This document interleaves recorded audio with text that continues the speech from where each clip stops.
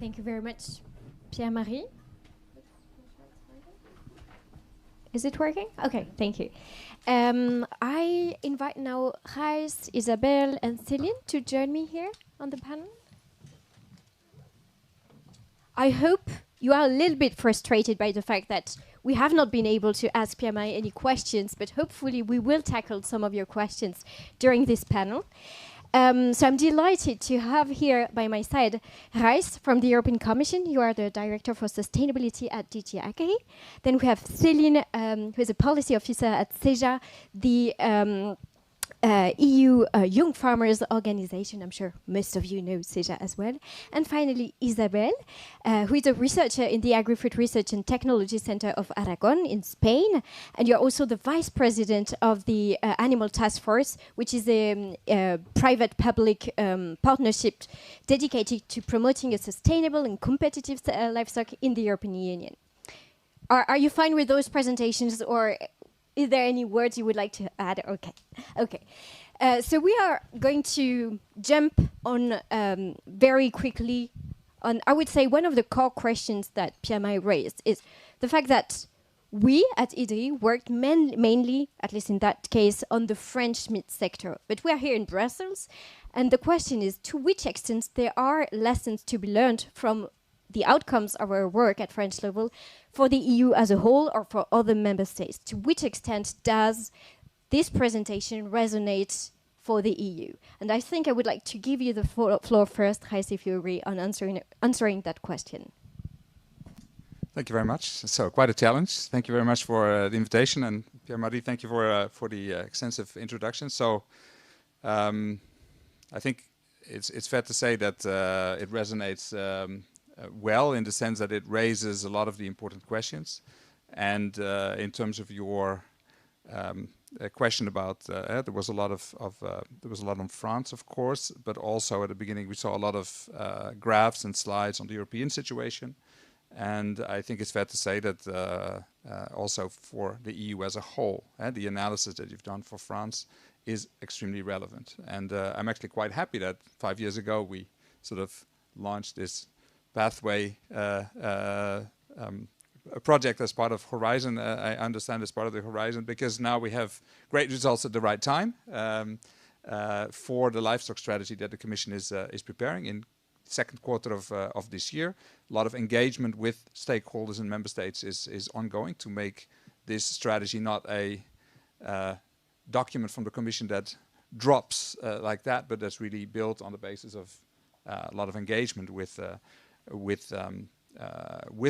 European stakeholders. And it also underlines the importance that the Commission attaches to the livestock sector. I think that's probably few have want to take away a message from what the Commission thinks about all these things. I think we really fundamentally value a lot and attach a lot of value to the role of the livestock sector in European agriculture, in European countryside, in the European food system. So maybe I don't know how long you want me to speak, but you stop me if I.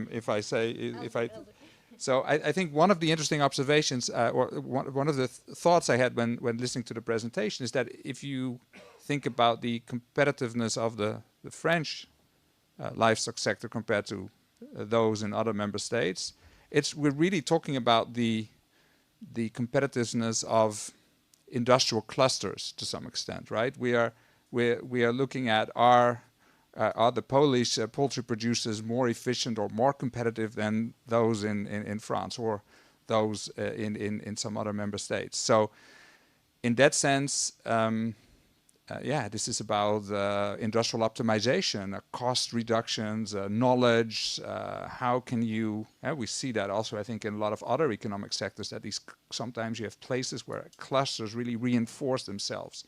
So is this a purely agricultural question, or is it more of a industrial optimization question? I think I probably side with the latter. And I would also like to underline that the overall situation for the EU, of course, we are exporter of livestock products, right? So this is really also about the internal competition.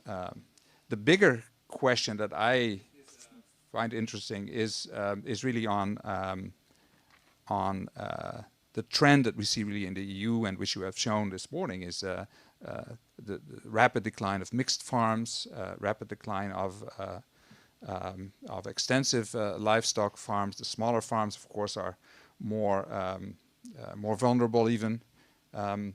And in a way, that is where we are trying to respond also with policy. I'm sure that in future questions we come to that, but policy responses in terms of supporting particularly those extensive operations.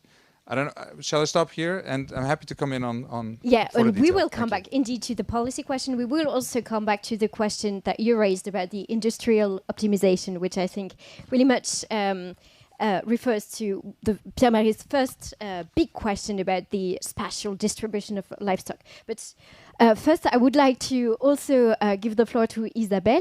Isabel, as a researcher, I would be very keen on hearing about your, let's say, critical assessment of what Pierre-Marie presented, so the outcomes of our research project at French level.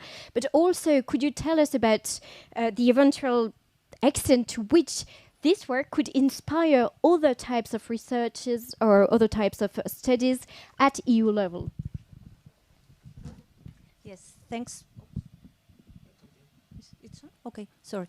So thanks very much, Celine, and thanks for the invitation. So yes, I think you have identified here very well the trends that we are seeing all over Europe towards concentration and specialization in some areas, and then reduction of livestock numbers and abandonment of land use in some others, mostly marginal areas and grassland-based systems where they produce very important ecosystem services and they contribute to the economy and maintenance of landscapes and rural populations. So the challenges are very well identified. We have also studied this from the Animal Task Force point of view. We have produced a vision paper and a strategic research agenda trying to promote, as you said, a more competitive and sustainable livestock sector in Europe. And what we have done here is we have diagnosed the different pathways through which we could shift livestock farming from being perceived as part of the problem in terms of environment or welfare or health to being acknowledged as part of the solution, because livestock can contribute to mitigating climate change, to food nutrition, sovereignty, and security in Europe. So we have identified these three pathways, which are based, well, I can develop on them later, on efficiency, circularity, and diversity of livestock production systems. And also we have highlighted the very important role of research and science-based evidence to inform the public, to inform all the stakeholders in the chain, and to engage in constructive dialogue between amongst the different partners, so that we can better inform the public. So what I guess could be done in your analysis of these different trends is to put these three pathways as factors also in the equation, because in your business as usual you are not considering that livestock production could somehow incorporate this better efficiency, better circularity, better diversity within the systems, and also the fact that transparent information could be also introduced in the equation and drive both the supply and the demand for quality and quantity of animal source products in Europe. I'll come back to that issue of diversity, circularity, which are two topics that are also very dear to Idris' work on livestock. But to finish the first round, Céline, with you I would like to move slightly towards the issue of policies. Usually, we all agree on the fact that if we were able to combine competitiveness and sustainability for the livestock sector, of course, that would be perfect. But concretely, since this is the objective of the future livestock strategy of the European Commission, for CIJA, what does trying to combine competitiveness and sustainability mean in terms of trade, in terms of imports, regarding our strategic dependencies, and in terms of exports? Is there a way for us to combine those two objectives while having to deal with those trade issues? So first of all, thank you very much for the invitation. So it is a quite tricky question, of course. I think what is for us as CIJA, what we want to highlight first is why is there this trend of concentration in certain areas and a decline in mixed farms or livestock farms in other areas. It is because generation renewal in the livestock sector is it's a big concern for us, because there's a very low attractivity of the livestock sector. Very often young farmers who would like to set up their farms, they are confronted with very high investment costs. As you know, access to credit is one of the main barriers for young farmers to enter the agricultural sector, and very often if you apply for a loan at the bank, you also have to step up your production, which results in an extension of the farm in any case. It's a very labor-intense sector. Animals, they do need daily care. There's a high labor shortage, so a lack of workforce, a lack of farm relief systems. The economic barriers are, of course, very high as well. There's a high price volatility on the market, which depends on the global market as well, of course. Demand and supply, and all of this does result in a very low attractivity of the livestock sector. For the younger generation, mental health is a big issue. The financial constraints, the economic constraints, social perception as well, then the challenges related to environment, they do create a lot of barriers, and I think this should definitely be addressed as well. Now, when it comes to trade and imports, and also exports and dependencies on imports outside of the EU, trade does present various opportunities, of course. The EU is a very big exporter of agri-food products. So we have created in the past years in the EU certain production standards which also bring this value to our products. And I think the question to ask here is, where do we want to go with this additional value we created? And how do we make sure that there is still a value in the future? And for us, this is really about increasing resilience in-house, so on the European market, because in any case, we will be dependent on the global market. There will be shifts in supply and demand all the time. This is how the market works. For example, in the dairy sector, we have seen historical prices in the past 2 years, but of course, prices will go down again. There are the anti-dumping tariffs of China on agricultural dairy products. There has been a lot of more dairy production in the past 2 years because prices have been incredibly high, and now prices will go down again because there is too much supply for the demand. And we will continue to depend on these market dynamics. So what is important for us is to increase resilience on our internal market. So to support the takeover of livestock farms, support young farmers who want to invest. This of course also comes with risk management tools. Climate change, I mentioned before, is a very big concern, a very big challenge. We have seen many animal diseases in the past 2 years. More specifically, there has been a lack of harmonious strategy about how to build resilience in the livestock sector and how to deal with these diseases. Then, of course, when it comes to the sustainable transition, we also have to make sure that in areas where there is a need for a transition, the tools are also there. So for us, this is a lot about responding to the specificities of the territorial challenges we are seeing, and the territorial approach towards livestock is a quite important topic for CIJA. Now, when it comes to the dependencies, mostly on fertilizers and feed, I think that there's a lot to do. There's a lot we can do in the EU. What we are seeing, for example, is in Eastern Europe, many of our young farmers, they report that they rely a lot on chemical fertilizers because there is a huge lack of livestock. So, of course, organic fertilizers, manure, is lacking there. So there's a high dependency, while on the other side of Europe we have a nutrient surplus, as has been mentioned before. So how do we rebalance this? I think there's a lot which can be done with renewal, the use of digestate, bioeconomy, so really invest into the on-farm circularity to decrease the dependencies on inputs which are imported.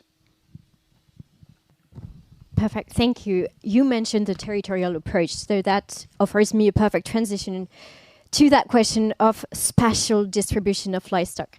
So we all know that indeed the concentration of livestock perfectly makes sense from an economic point of view, but as Pierre recalled it, it also raises a lot of challenges from a social, employment, and from an environmental point of view. It also means, if you concentrate livestock in some areas in the European Union, that we are lacking livestock in all the areas of the agricultural land.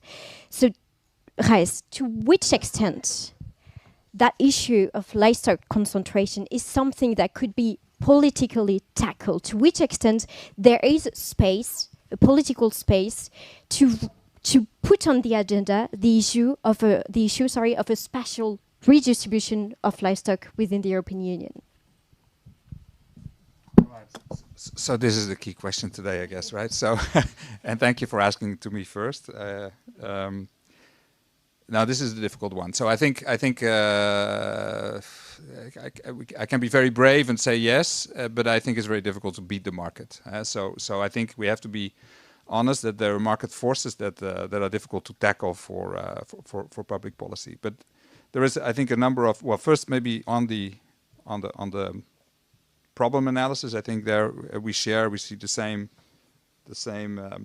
data, the same trends. So I think that is quite clear. I said already in the previous reply that with our policy proposal, particularly the one that's now on the table of the Council and the Parliament for the period 2028-2034, we have a number of provisions where we require member states, the shall provision, to support extensive livestock. So precisely because we think that it's hugely important to keep livestock in many parts of Europe. Also because of the manure and circularity point, which you very eloquently made previously. So I think it's important to put the public money where it's necessary, and this is precisely on this part of the livestock industry. Also because of its the importance of for example, fighting wildfires, where we need grazing and maintenance of land in some in areas, the importance of maintenance of grassland, also for biodiversity. So there's a huge range of issues that the social issues, the rural vitality question. So we believe that shifting money and putting money on extensive livestock in those areas where this is not happening right now, or where livestock is slowly disappearing, we think that is an important political orientation. And in terms of the generational renewal question, I think that's also important. I mean, this is. I mean, I sit here in a suit in Brussels, right? But it's hard work and it's every day, right? So it's maybe not for some young people not a very attractive business to get into. So I think we also have to think about that, how we can help that. So one of the new tools in the CAP reform proposal is support for farm relief services. In other words, enabling families to deal with, to be able to step out and have somebody else farm for a couple of weeks, for example, during medical situations, or to enable vacation, to make sure that farming remains feasible and attractive. So I think want to mention that. But anyway, I'm circling around your spatial question. I think one of the things that we should not forget is also environmental legislation. So we're talking here about concentration, but concentration that has in many occasions, I think if you would overlap the map of livestock density and livestock concentration that were shown with maps of certain environmental pollution, you would probably have the same map, which means that we also need to make sure that we enforce and implement correctly the environmental legislation in the European Union. This year we have a number of implementation dialogues and discussions with stakeholders about that legislation. So it's very important also to engage and to see, is it manageable, is it feasible? But we have these rules and they need to be implemented, and that also, because otherwise you get unfair competition. And I think that is not what we want. We want to make sure that the rules are applied equally whether it's intensive or extensive livestock farming, the rules in terms of environmental sustainability need to be respected. I think also the job I have at the Commission in terms of sustainability means economic, social, and environmental sustainability. We need to have all these things in mind. So that also, I think, is an important aspect to keep in mind for this spatial planning.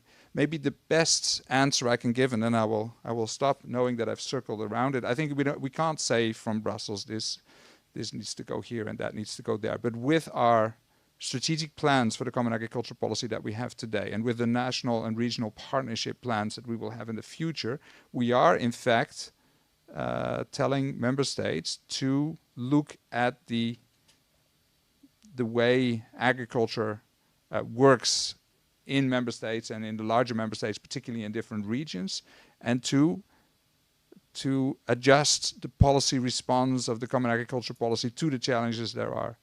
I think what we've seen is we've moved from, price policies to income policies in the common agricultural policy, to decoupled income policies with flat rate payments in many member states. Now we are moving to more targeting. And I think this targeting, and I come back to what I started with this focus on also on extensive livestock areas. That is one of the areas of targeting that we particularly underlined in our proposal, which I think can help with the question of spatial planning that you raised. Thank you. Thank you.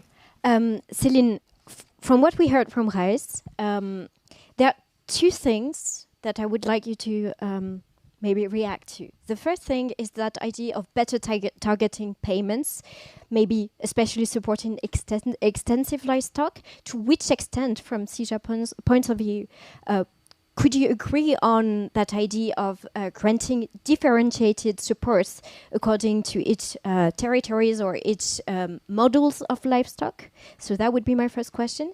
And the second question is, Reis also mentioned the idea of implementing the EU environmental requirements. So, in other words, really trying to properly enforce the EU level playing field. To which extent does this also resonate with CIJA's positions toward either a stricter or a looser EU requirement framework? All right, I will start with the last question. So in CIJA, our approach we have is really to look at toolboxes. So how can we make sure that our members, young farmers from all over Europe, have the tools to implement the legislation? Now, when it comes to environmental legislation, we are working particularly on the Water Framework Directive and the Nitrates Directive, which are, of course, resonating a lot in our membership, particularly in Netherlands, in Flanders, then also in Ireland.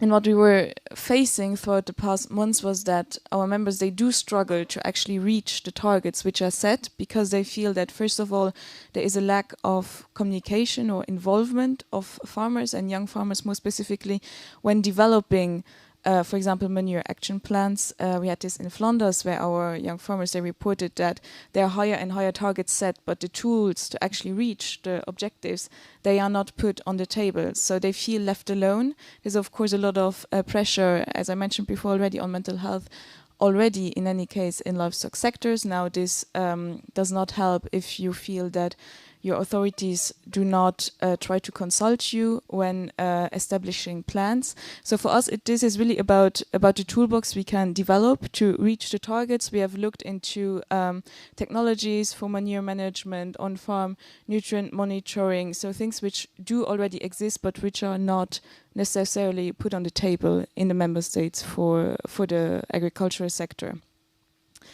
On the targeted support, it is a tricky question, because we are also still trying to understand exactly how this would work in the new CAP proposal. I think there are a lot of things which would still need to be clarified. At the moment, the top-up for young farmers on the basic income support, this is of course something which is very, very well welcomed, and which our members also benefit from. quite much. Now, in the new proposal, it is a bit more difficult, I think, because, as I said, there are many questions which still would need to be clarified. On the extensification, I think for us, what is important is really that we look at when it comes to the decline of livestock in certain areas. And I take the example of France because I think it is a very, very good example that, of course, there are regions like the Charolais, the Limousin, etc., where there is a reason why there were specific breeds. And these breeds, they also come with a traditional heritage, they come with a cultural heritage, you could even say a certain food heritage. And for us, granting support to these regions and to these systems, which are mostly extensive livestock systems, because these are permanent grasslands or very hungry soils where you cannot produce anything different, and granting support to these systems to actually maintain them is really important for us, because, as I said, it does come with a very, very long tradition, and it is part of the cultural heritage and also of the diversity of European livestock. And in the new CAP proposal, the coupled support, for example, which is mandatory, we do acknowledge this. And then on the new environmental measures for extensive livestock, also on the transition fund towards extensive livestock, I think there are opportunities, but also there would be, we would need further clarification into what criteria, what is the eligibility, etc. I'm sorry, Celine, because I did not want to trick you into like forcing you to deliver these teasers analysis of the CAP proposal, which might not be ready yet. And I could totally understand that the proposal is quite dense, but you perfectly tackled the issue of differentiated incentives according to different territory needs. So thank you for agreeing on answering that question. Isabel, in your first words, you mentioned the issues of diversity, circularity, which I think very much refer to the question of spatial distribution of livestock. To which extent do you think that we could achieve a better diversity, a better circularity, without modifying the current livestock spatial distribution? And if we had to modify the current spatial distribution of livestock, what kind of challenges do you see in terms of market conditions, under the current market conditions, I would say? Well, yes, thanks. So first, for addressing the spatial distribution of livestock, what we have to acknowledge is the large complexity of the different livestock farming systems, the very different challenges and the different opportunities that arise from this complexity. So there's, of course, public support that can come in a very targeted way to the different systems, but also there's something that there are many things that can be done at the production level. So mobilizing the already available tools and mobilizing innovation to further insist on better efficiency and better achieving a higher diversity within the systems. So in terms of efficiency, of course, we must not consider efficiency at any cost. So always respecting ethical, environmental, and welfare limits. We can mobilize, for example, genetics, breeding for multi-trait efficiency, so considering not only performance, but also functional traits that can support reproduction, longevity, and the welfare, or health and welfare of the animals. Also, we can mobilize knowledge on nutrition with better tailoring of diets to the animal needs so that we reduce the surpluses and minimize the losses. We can use precision livestock feeding. We can insist on the use of novel feeds or the better use of already existing feeds and additives that can contribute to reducing the emissions from animals. Also, we need to apply a One Health, One Welfare approach in order to guarantee that the welfare of the animals will be respected throughout the whole chain, raising, transport, and finally slaughter, if that's the case. and also to reduce the use of antimicrobials, which are resulting in resistances that are also affecting human health. And in terms of circularity, it's also essential that we reconnect the crop, grassland, and livestock production systems, that we make the best possible use of the different resources to which we can have access. We were discussing earlier about the dependencies of the EU on many different external inputs. So, for example, in terms of protein, we have the protein strategy. We can modify animal management and include alternative proteins so that we can reduce this dependency. For example, in the case of imports of soybean or other protein sources, we can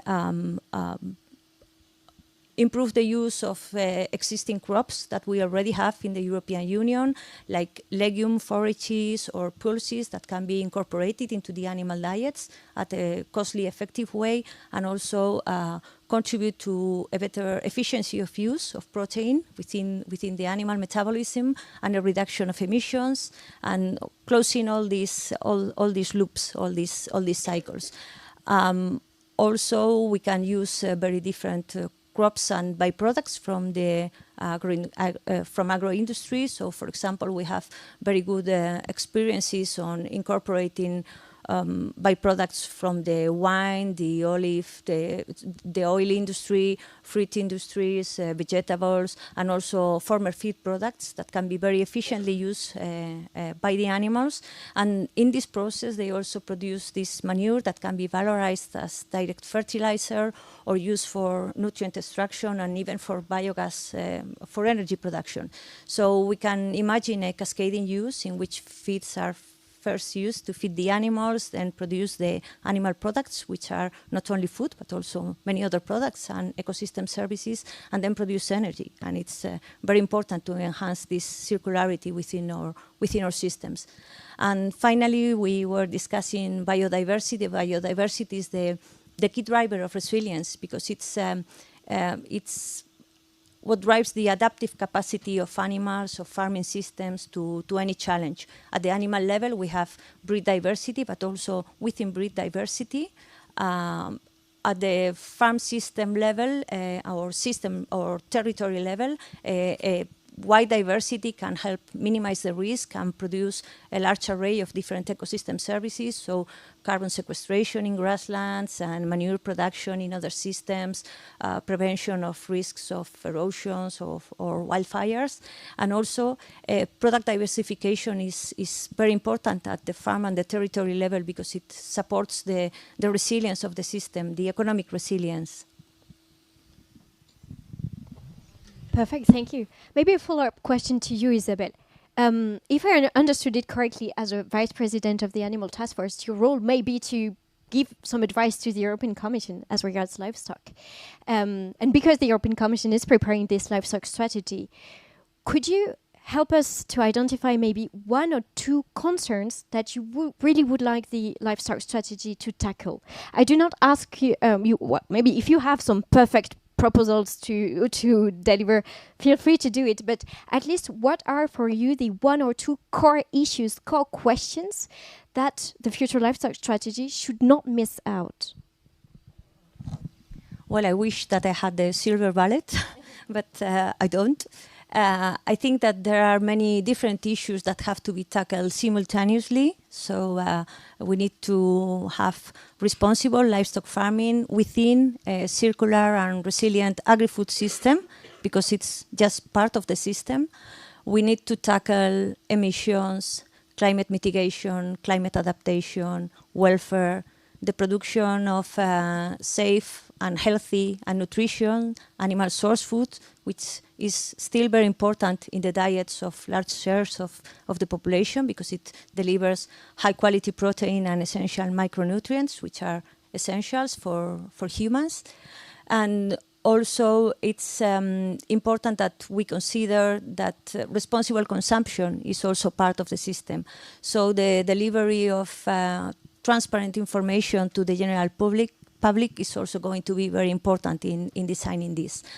In the Animal Task Force, we are also very concerned that science-based evidence is sometimes not so much considered, and we rely sometimes on narratives that can be a bit biased. So dialogue with all the stakeholders and with support of the academia, and engage with society, with public health agents, and also, of course, with policymakers, is essential to put these measures into place.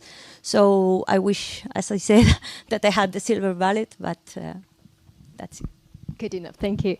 Céline, we just heard from Isabel that maybe the livestock strategy should also tackle the issue of responsible consumption. Is that a topic that the CIJA would be keen on discussing? Or do you think that there's a time for everything and now the time is rather for the livestock strategy to focus on the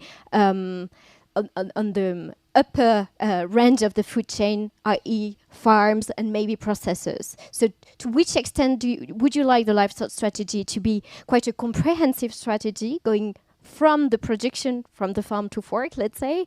Or is it better at this political moment to focus rather on the issues concerning farmers, livestock farmers? I think one goes with the other, hand in hand. As I said previously, the issues of livestock farmers beyond climate change, animal disease, etc., they are very, very strong economic barriers which come with market volatility and below cost selling, low prices, etc. And I think here the value chain approach and rebalancing farmers' position in the value chain is very important. We do not focus on consumer choices because the agricultural sector, we do receive signals from the market, and this is how we apply or how we adapt to these market dynamics. As I said before, this is just demand and supply dynamics which we are adapting to. Now, when it comes to the value chain, what is really important is to address this lack of transparency when it comes to data. So the asymmetry of information across the whole value chain, so about the margins, about how prices are formulated, they of course weaken farmers' position when they negotiate their prices. So this is something which must be addressed. Then also support to farmers' organizations, cooperatives, producer organizations, because they do negotiate directly with the retailers in the end, which of course strengthens the negotiation power of farmers as such. So I think on the one hand, as I said, this value chain approach with rebalancing the position of farmers is quite important to ensure that there's a fairer pricing mechanism, that we are also more resilient towards market volatility which comes from outside of the EU. But on the other hand, and Reis also mentioned it previously, this vulnerability towards fluctuating prices is something which we have to acknowledge, and I also think that this is not something which we can fully resolve, because this is how global markets work. So really the resilience of our own food chain would be the key to focus on. And Reis, finally, I'm not going to ask you what you would like to put in the livestock strategy. Wouldn't make a lot of sense for the DG Agri, but maybe what would be a realistic achievement from the livestock strategy? Probably in an ideal world, we would see a perfectly competitive and sustainable livestock sector in the EU, but that is probably a little bit of a too high ambition for this livestock strategy. So what do you think would be a great but realistic achievement thanks to the livestock strategy?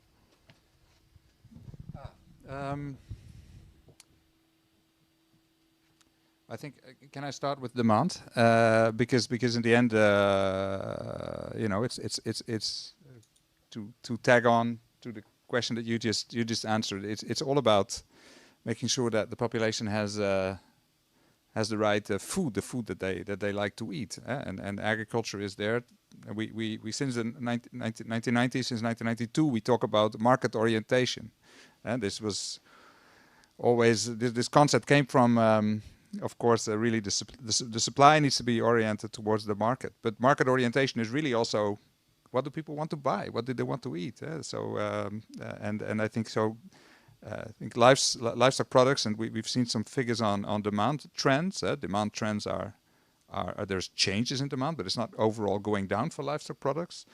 Not so much, or very little, or well, that's maybe the big debate. But there is a strong demand, and I think it's very important that we have a European livestock sector that is able to meet that demand in a sustainable way, economic, social, environmental. So that is really where I would like to go. So that means also that I think a livestock strategy should contribute to that process. And where are the challenges now? Well, we've discussed some of the challenges. So how can we help this livestock sector adapt and adjust to that demand? And then we're talking indeed about how the supply chain is organized. We talked a lot about production, of course, the farms, but of course there's a strong role also for all the other stages of the supply chain. And as somebody working for DG Agriculture who thinks about the role of the farmer and who sees the enormous income pressure on farmers, I would like farmers to have a much bigger stake and much more power in that supply chain. So I would like to see farmers organize in cooperatives, producer organizations, other forms of collaboration to have a bigger stake, to sell their products, quality products with more value going back to the farm, to have a better a chance of surviving the market economy which we have. So I think that is one aspect I would like to see, and I think we also should think about all the. I talked already about agriculture policy, so let me mention, or the common agriculture policy subsidy system. So let me mention a few other things which I think are valuable. I mean, let me mention, for example, the organic logo and the way in which we see an increasing demand. There is now, of course, some narratives and some data in France that maybe there's less demand for organic, but overall in the EU we see this growing. So there is demand, and this is a way in which you can produce sustainably and sell and have a good economic outcome also as a farmer. So let's use that highly recognized logo that we have in the EU, recognized by over half of the population in the EU. And let's to connect also with the consumer. GIs have not been mentioned yet today. I think also there the EU has in place a very well developed system of geographical indications, connecting also certain production practice and elements of quality directly to the consumer. So how can those systems also help in improving the position of livestock farmers and value the quality that they bring? So there is many. I think I could mention public procurement. I could mention other avenues. The Buy European campaign that President von der Leyen has announced last September, which we are now rolling out as part of our promotion program. So there's many other ways in which we can act. And I think what we try to do with the livestock strategy, to come back to your question, is really to try to put in place to have a holistic approach to how public policy measures can help with reinforcing sustainable livestock in the European agri-food sector. Thanks. Perfect. Thank you very much to all of you to have dared to answer my question. It's now time for your questions from the audience. We can take a couple of questions from the room. And please introduce yourself.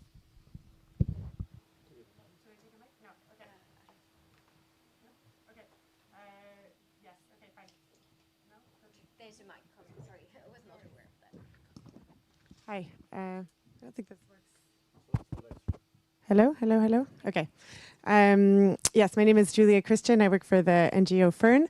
I had a question for Isabel, and it's about what you said about how to address the dependency on feed imports. I work for a forest NGO, so hence my interest, of course, because the feed production is mostly soy, which is a lot produced in forest areas in Brazil. You were mentioning that what we need to do is to replace that with proteins grown in Europe.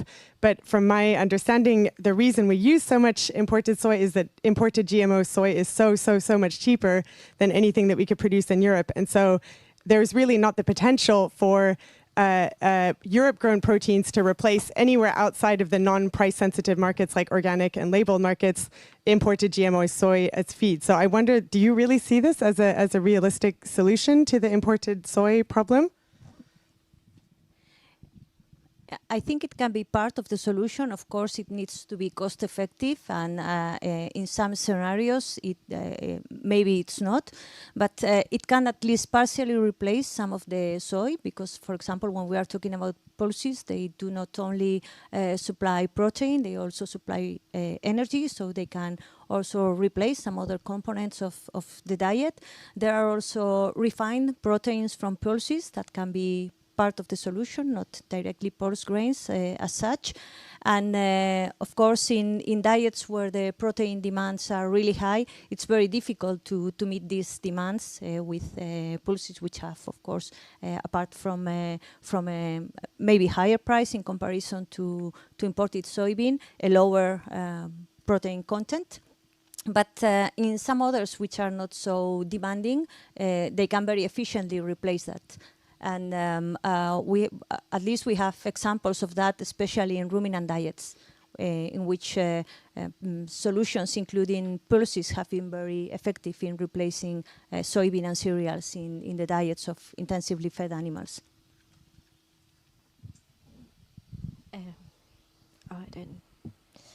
Maybe Lawrence, if you have a question, go ahead. Thanks. Thank you. Yeah, so, Lawrence Smith, University of Reading and SLU. I had a question, I think it was for Celine mainly, really. It was about the sort of farmer's role in society and the perception of farmer's role in society. Because I sort of think back to when I was at school and I spoke to our careers advisor about what I wanted to do after school, and I wanted to go into farming. I was interested in practical work, and I was actually discouraged from doing that. It was, the option was you can become a doctor or a lawyer, basically, one of the two, or an engineer, maybe. That was the third option, perhaps. So, how do we address this perception of a farmer in society in terms of livestock farmers or farmers in general, in terms of raising the status or the perceived status of the profession, in terms of attracting new entrants into the sector? Any thoughts? I think this is a question we have tried to address for the past years. So, no, it is true that, of course, the public perception of farming in general, particularly, of course, with livestock farming, is a rather negative one. At least that's what we feel very often, what we also feel among our members. It has to do a lot, of course, with the environmental challenges agriculture is confronted to, with climate change, etc. But I think there's also a need from our sector to communicate and start to better communicate towards the consumers, but also towards the public in general about what we are doing. About, I think the agriculture sector is very often also perceived as a sector which is not very often up to progress or not taking up with the speed of society, although that is not very true. I mean, there are many technological solutions. We have precision farming tools, digital farming, very like a lot of automatization processes, modernization. So farming nowadays is not the same than it was 50 years ago, of course. And I think we, especially as young farmers, we have a job to do with communicating about this towards the broader public. And in our membership, we have some young farmers who do that. They are farmfluencers. So they try via videos and more information sharing on social media platforms to really give a better perception on what the farming sector is doing at the moment, that we are actually caring about many topics, and that we also know that we have to address them. But I agree that in general it is a bit more difficult. Do we have a question addressed to Reis?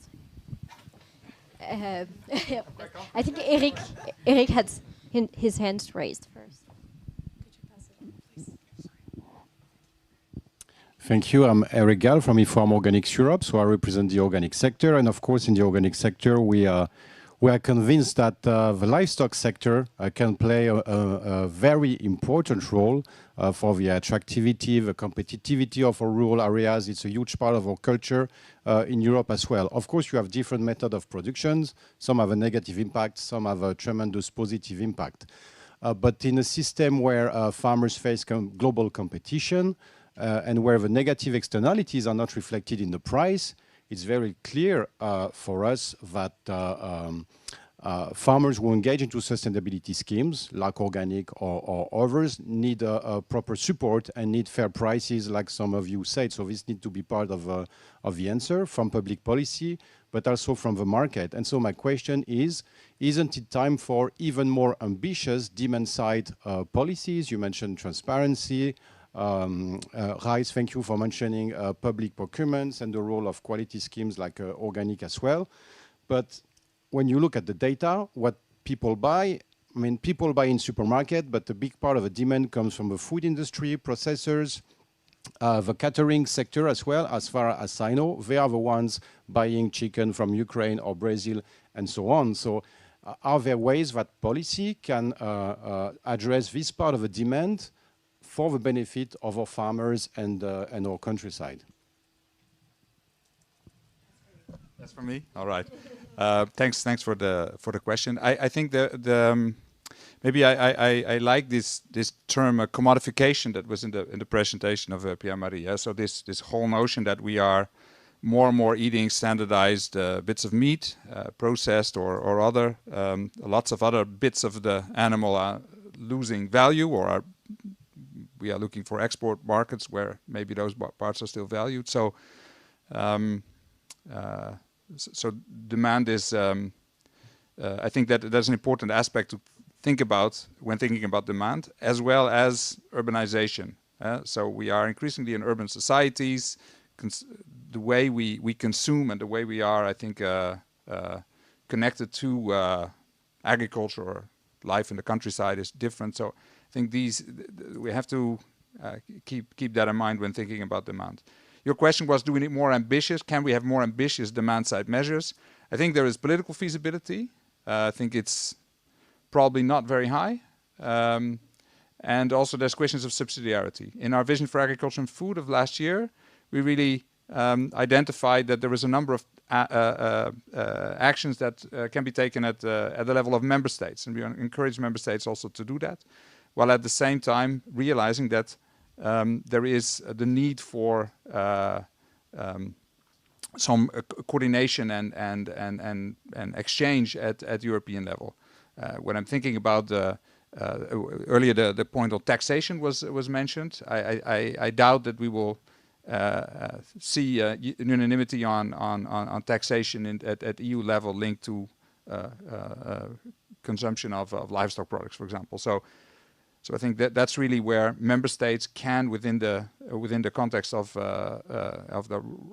their prerogatives in terms of VAT and so on, can take steps. There is a big debate that we've had over the past years around food environments and how to create better food environments. I think that is also an area where member states, but also regions, cities, villages, I mean, it's really at the local level where that is very important.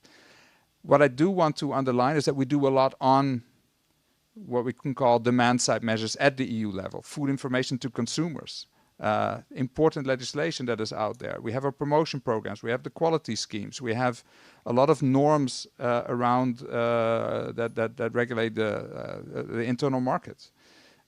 So I think we should not be leaving here with the impression that the European Union doesn't do anything about demand. We do a lot about demand, but moving this forward into coming closer to citizens' decisions, I think there we believe that there is a role for member states and maybe not for the EU now to go further in that direction. Could I jump in on the trade aspects of your question, because I expected some exchange on trade, and I think it's important to mention on the trade side. As you know, the Commission is engaged in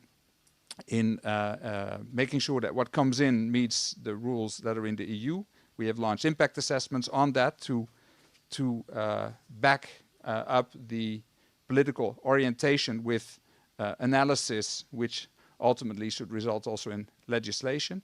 But I think it's also important to mention that we are talking here about livestock products, animal products, which have relatively high tariffs. And all the sort of concessions as part of trade agreements are all part of tariff rate quotas, in other words, limited volumes.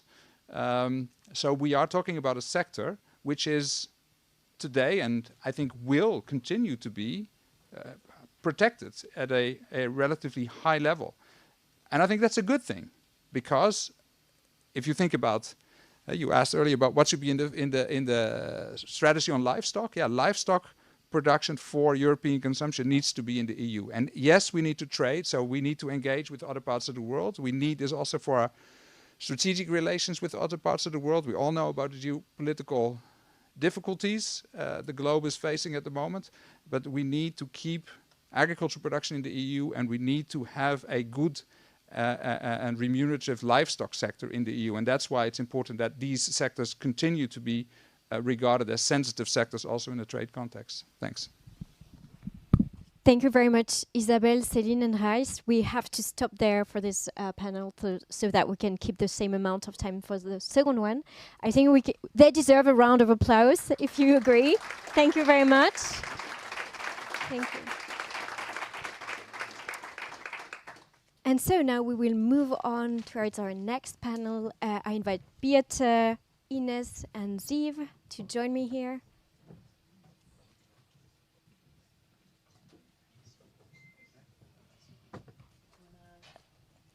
As you wish. No, as you wish.